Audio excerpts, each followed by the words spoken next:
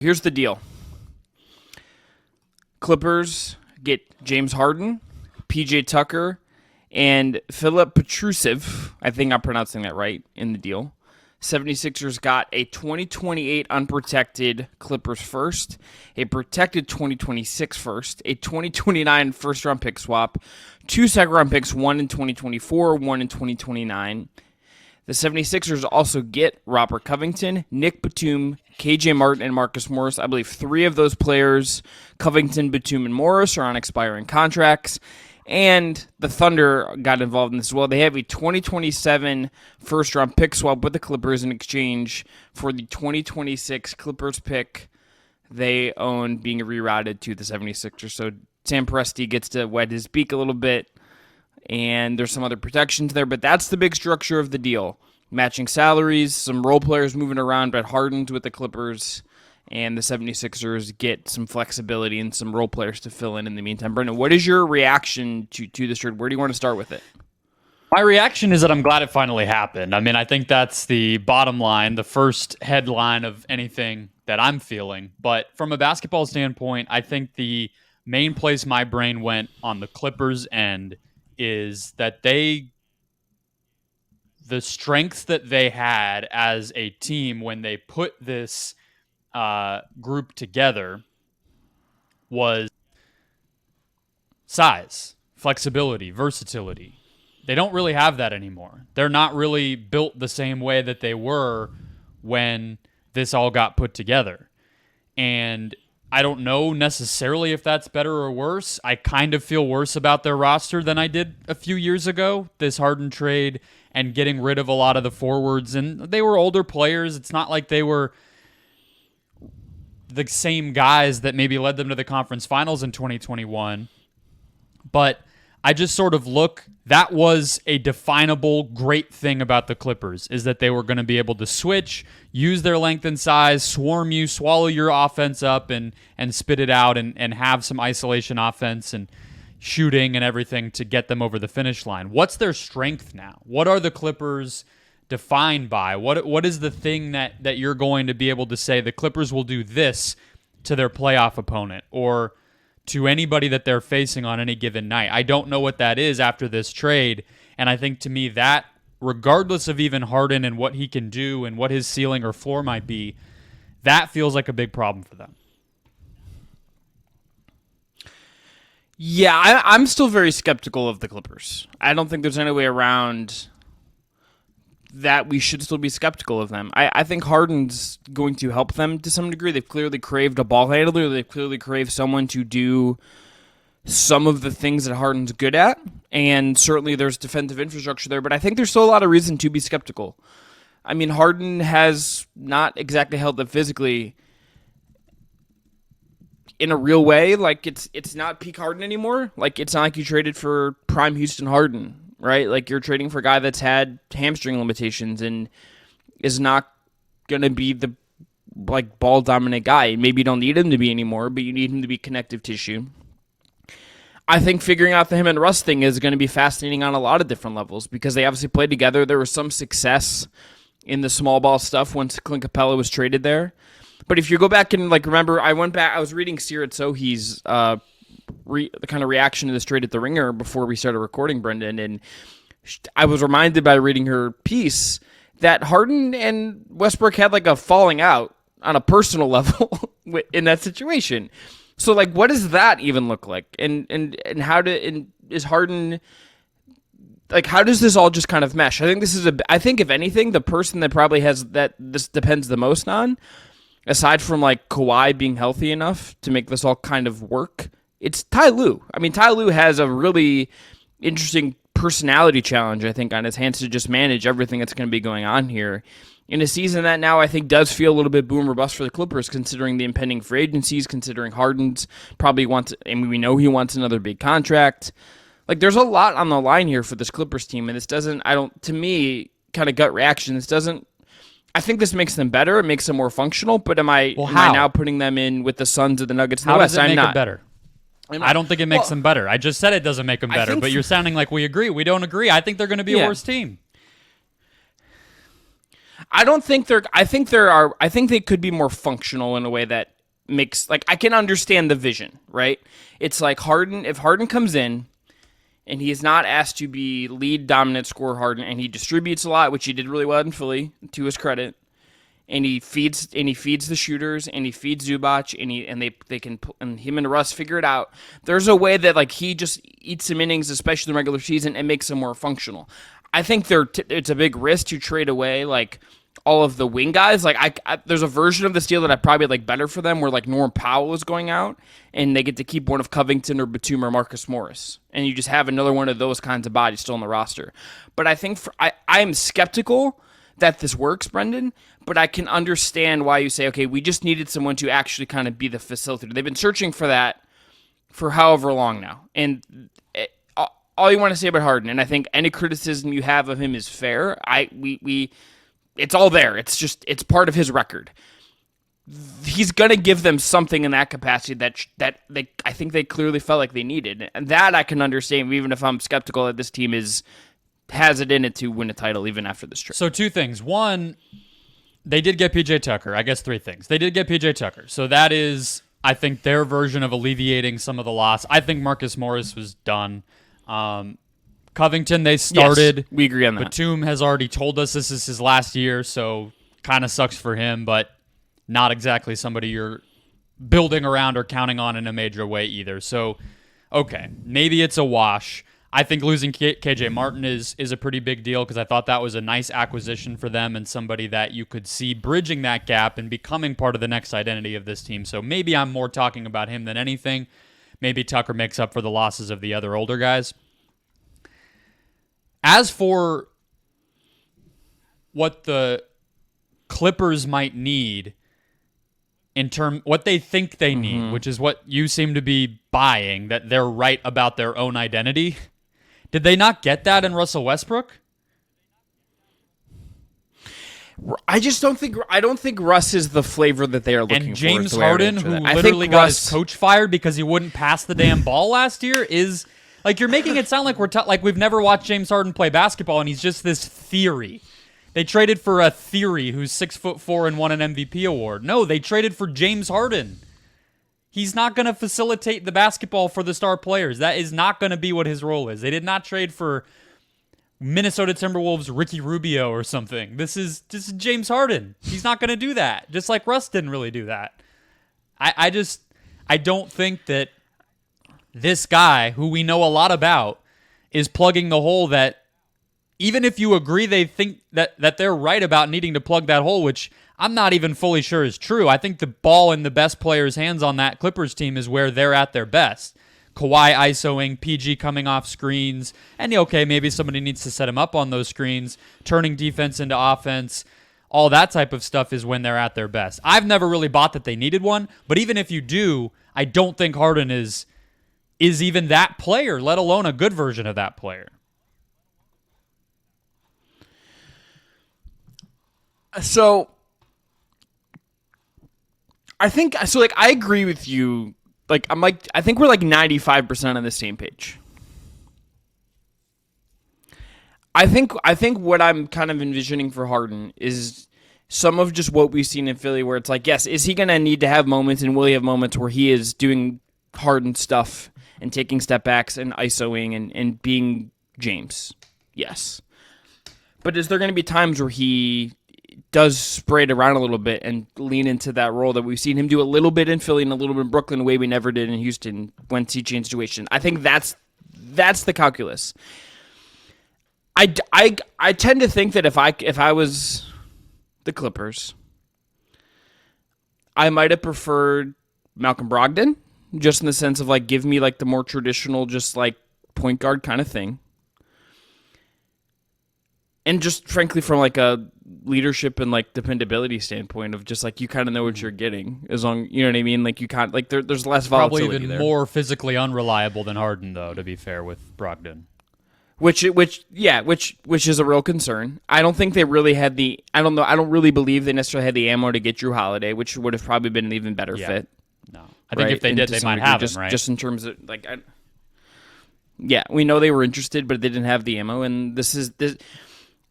look, this is kind of like my ultimate feeling on this for the Clippers. This is imperfect. This whole era has not exactly gone to plan. This feels like one of those trades you're making to try and get something out of this era and try to maximize it in some way based on star power. And that to me, even if I'm really skeptical of it, that this is going to end well, and I would not want to be the Clippers giving James Harden his next contract as he gets older and older, I understand how they get here, even if I'm highly skeptical of this. You just don't know. You don't know that Harden and you could say okay, we're gonna have Kawhi, Harden, and Paul George and Russ in the playoffs. So the only one who's I'm physically sure is gonna end up being there at the end of the day is Russ will probably be physically healthy. The other three, I have no idea. What and is Harden gonna be good right off the bat? Are you getting I just don't. You don't know anything you're getting here. And again, to me this all goes back to Ty Lue's going to have to push every button correctly and manage every personality perfectly. This is now, I think, as much as this is the roster he has, it's on Ty Lue, I think, to make it. They're basically saying, Ty Lue, can you make all of this work? Is what I really read on this ultimately. It's Ty, can you figure all of this out for us and lead a very interesting mix of personalities to maximize whatever is here?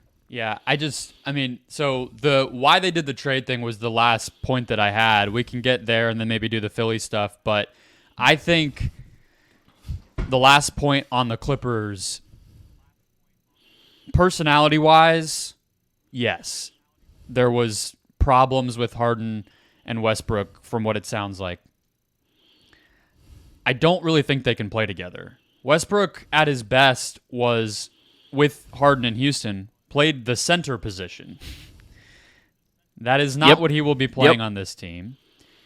And to your point about, spraying it around, maybe you could see somebody does Norm Powell have good on-offs with Harden or something? Sure. Does, maybe the centers develop some good pick-and-roll chemistry with him? Okay. Bones Highland, sure. But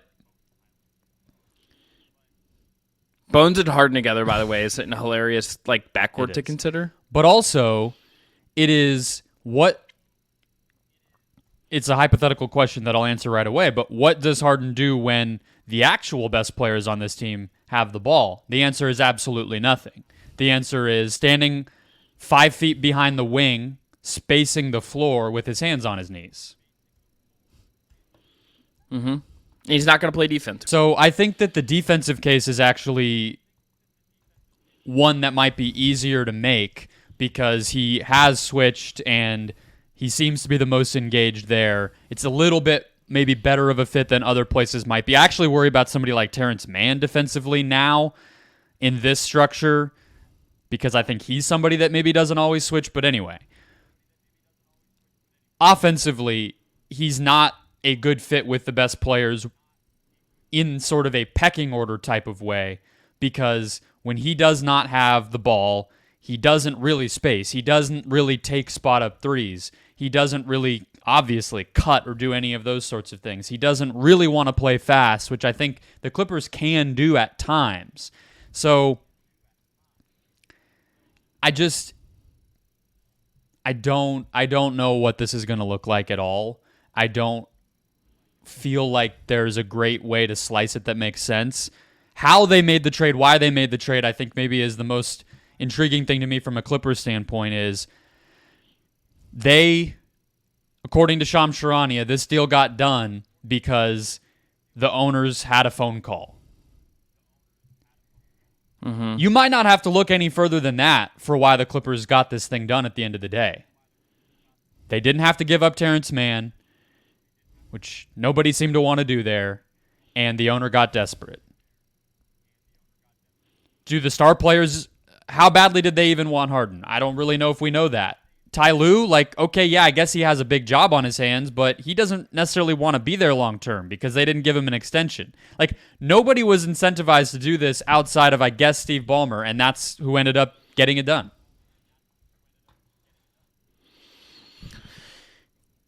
The Clippers are they are in their own little lane, I think, as far as how they're how they've built this. They're kind of a one of one example, and I think there's just a lot of trickery. There's a lot of complications. I don't envy where they've ended up based on how the Kawhi Paul George thing has gone. I think they're just in like a really tricky spot in a lot of different fronts, and I that's where like I empathize with this ultimately, Brendan. It's just like wondering, like, how do you actually even navigate some of this? 'Cause I think it's really hard to navigate this. Let's end on this part and this and them. We both, I think, said in our best case scenario for them in our preview was Western Conference Finals. Is that best case now higher now? Is it lower? Like, where are you at on that? Probably sense? about the same. Yeah. But they mortgaged a decent amount of their future for this, too. I mean, and that's the place to, I think, pivot to the Sixers is, to me, this trade for the Sixers was entirely about the next trade. And I think we kind of knew that, but especially now that it did not end up including Terrence Mann, who you could at least envision being a part of the next 76ers team. I don't know if anybody here is. I think KJ Martin could be interesting for them. I'm sure some of these guys will play. I think like Batum, for instance, is kind of a fun fit next to Embiid. They've never really had a big four next to him. I know it's, mid-30s Nick Batum, but this was about the picks.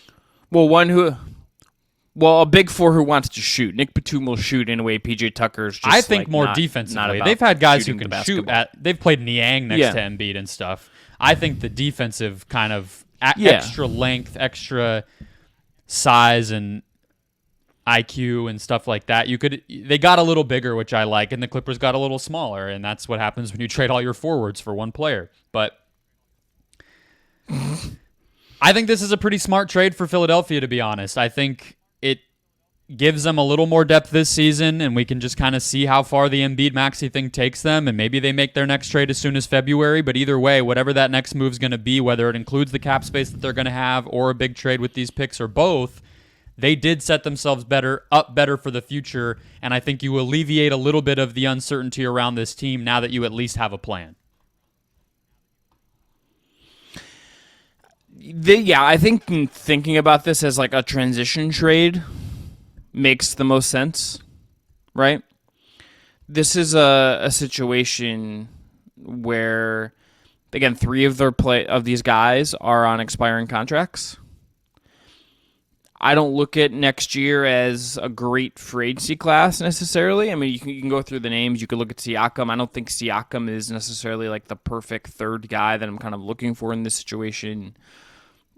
Are you trading for Levine? Like, I think there's some questions about just kind of what exactly you're going to do with this. The funniest part of this, you go to like the Hoop Site has their, like for top free agents, the number 1 is Kawhi and number 4 is Paul George. So it's just like, are you like, you just like, what is the move here?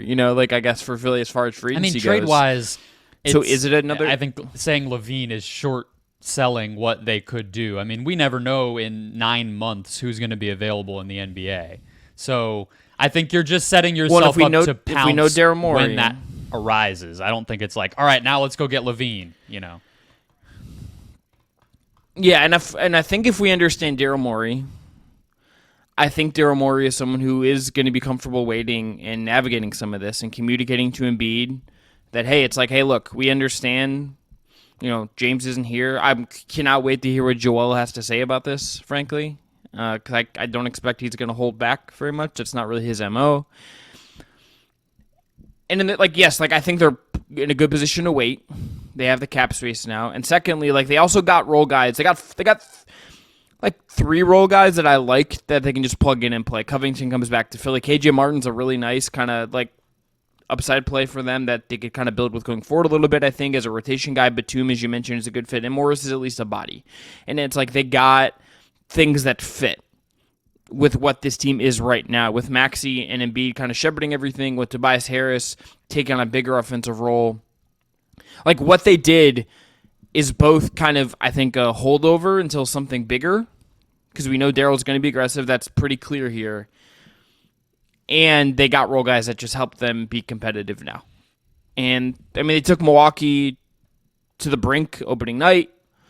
Joel doesn't play the home opener. I still have some questions about what this team ultimately is going to be. But as far as like going and getting bodies, they like turned Tucker, who was playing for them, and Harden, who wasn't playing for them, into more bodies that at least are going to give them minutes. And that in itself is a win for a team that can't, like, I don't think they could afford to just take a full step back this year and punt on the year. And that's not what I think what this trade does for them. I think this trade allows them to kind of patch things over and then hopefully be able to pounce again.